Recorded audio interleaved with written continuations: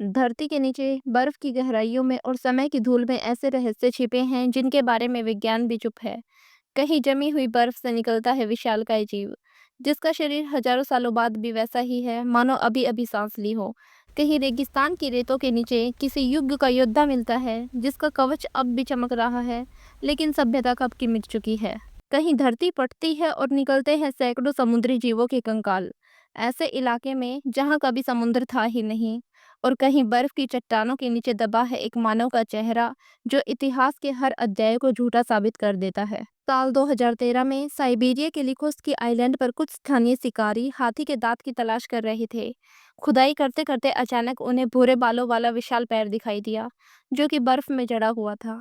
जब वैज्ञानिकों को वहां बुलाया गया तो उन्होंने देखा कि वो पूरा का पूरा मैमथ का शरीर था। मैमथ आज से लगभग 10,000 साल पहले यानी आइस एज में इस धरती पर रहते थे। यह एक विशाल जानवर था जिसकी ऊंचाई 13 फीट और वजन 6 टन तक होता था। उनके पूरे शरीर पर मोटे मोटे बाल थे और लंबी मुड़ी हुई दांतें जैसे किसी योद्धा की तलवारें, और कान बेहद छोटे ताकि ठंड से बच सके। यानी यह प्रकृति की एक कलाकृति थी जो सर्दी में जीने के लिए बनी थी। वैज्ञानिकों ने इस खोज को नाम दिया यूका मैमथ, जिसके डीएनए से पता चला कि वो एक फीमेल मैमथ थी। वैज्ञानिकों को हैरानी तो तब हुई जब उन्होंने पाया कि उसके खून में लिक्विड ब्लड के संकेत मौजूद थे। यानी 4,000 साल बाद भी खून पिघलने पर तरल रहा, जो लगभग असंभव था। इस खोज के बाद दुनिया भर के वैज्ञानिकों ने एक सोच रखी कि क्या हम इसे फिर से जिंदा कर सकते हैं।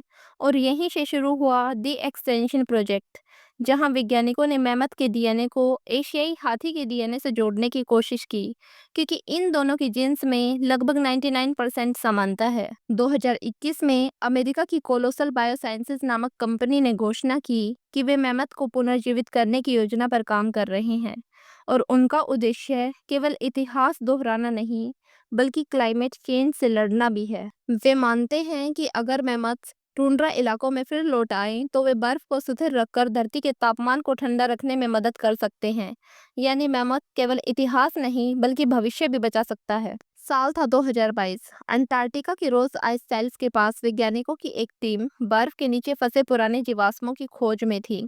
लेकिन जब उन्होंने लगभग 300 मीटर तक बर्फ को ड्रिल किया तो वहां से एक ऐसी खोपड़ी मिली जिसका आकार और संरचना किसी भी ज्ञात जीव से मेल नहीं खाती थी। शुरू में टीम ने सोचा कि ये किसी प्राचीन जानवर की होगी, शायद किसी विलुप्त प्रजाति की।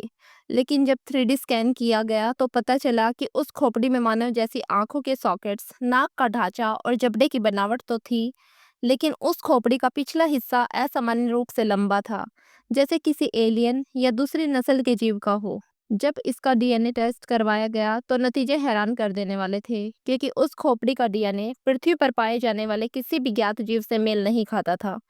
कुछ विशेषज्ञों ने इस बारे में कहा कि ये शायद मानव और किसी अज्ञात प्रजाति के बीच का मिश्रण हो सकता है। यहीं से शुरू हुई एलियन ओरिजिन थ्योरी।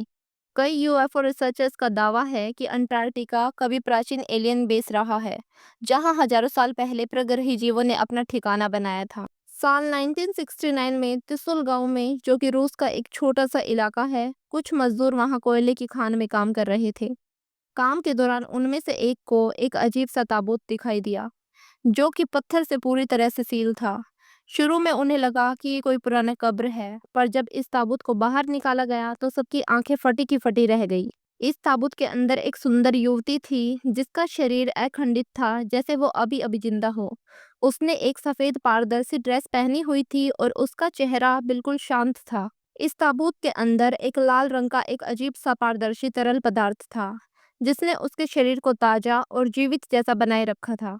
वैज्ञानिकों ने जब इस पर रिसर्च की तो उनके अनुसार उसका शरीर कम से कम 800 मिलियन साल पुराना बताया गया, जो कि इंसान के अस्तित्व से पहले की बात है।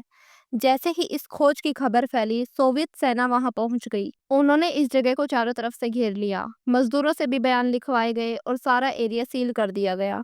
और उस राजकुमारी के ताबूत को कहीं ले जाया गया, पर कहाँ किसी को पता नहीं चला। बाद में उस खदान के सभी मजदूरों को चेतावनी दी गई कि वो इस बारे में कभी बात नहीं करेंगे। कुछ समय बाद जिन्होंने भी इस बारे में बात की वो गायब हो गए। यह कहानी सालों तक छिपी रही।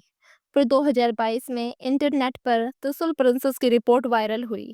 कुछ लोगों ने दावा किया कि उन्होंने उस राजकुमारी की झलक देखी थी, कुछ ने कहा वो किसी दूसरी सभ्यता की सदस्य थी, तो कुछ ने कहा कि वो एलियन प्रिंसेस थी जो शायद धरती पर रह गई। साल 2010 में दुनिया की सबसे बड़ी हाईवे परियोजनाओं में से एक पैन अमेरिकन हाईवे चिली में बन रही थी और उसी दौरान मजदूरों को जमीन के नीचे कुछ अजीब हड्डियां मिली। पहले तो सबको लगा कि ये किसी डायनासोर की हड्डियां हैं, लेकिन जब वैज्ञानिकों की टीम पहुंची तो उन्होंने पाया ये वेल्स के जीवाश्म हैं। और ये सिर्फ एक दो नहीं, बल्कि पूरे के पूरे 75 वेल्स के कंकाल एक ही जगह पर थे। इस जगह का नाम सेरोब्लिना है, जिसका मतलब है वेल्स की पहाड़ी।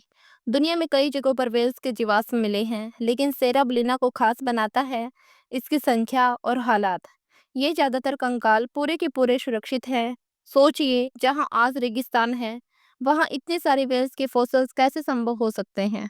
कई रिसर्च हुई तो पता चला कि लगभग 70 लाख साल पहले यह इलाका समुद्र के किनारे था और वहां अक्सर रेड टाइड यानी विषैले समुद्री शैवालों का प्रकोप था। ये शैवाल एक तरह का जहर छोड़ते थे जो वेल्स और दूसरी मछलियों के लिए घातक होता था। जब ये वेल्स जहर से मर गई तो उनकी लाशें समुद्र तट पर आकर फंस गई और धीरे धीरे रेत और मिट्टी में दबकर जीवाश्म बन गई। साल 2013 में दक्षिणी पूर्वी अर्जेंटीना के पास एक छोटे से गांव में रोड कंस्ट्रक्शन का काम चल रहा था। मजदूरों ने जब वहां से मिट्टी हटाई तो कुछ अजीब सा उभरा गोल आकार की विशाल हड्डियां, जिनकी सतह पर कवच जैसा पैटर्न था। शुरुआत में सबने सोचा शायद ये कोई पत्थर या किसी पुराने टैंक का हिस्सा हो, लेकिन जब पुरातत्व विभाग आया और खुदाई गहराई तक की गई तो सामने आया एक लगभग 10 फीट लंबा और 2 टन वजनी जीव का कवच, जो बिल्कुल किसी प्राचीन योद्धा की ढाल जैसा था। यह शैल था ग्लिप्टोडोन नाम के एक जीव का, जो आइस एज में पाया जाता था और दिखने में किसी विशाल कछुए जैसा था।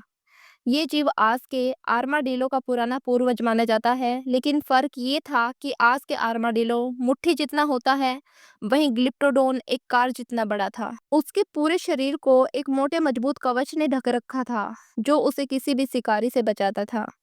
इस जीव का कवच लगभग 2 इंच मोटा था और उसकी पूंछ के सिरे पर एक हथियार जैसी हड्डी थी, जिससे वो हमला भी कर सकता था। तो दोस्तों, ये थी कुछ अमेजिंग डिस्कवरीज। और अगर आपको ये वीडियो अच्छी लगी हो तो प्लीज़ वीडियो को लाइक करके चैनल को सब्सक्राइब करना ना भूलें।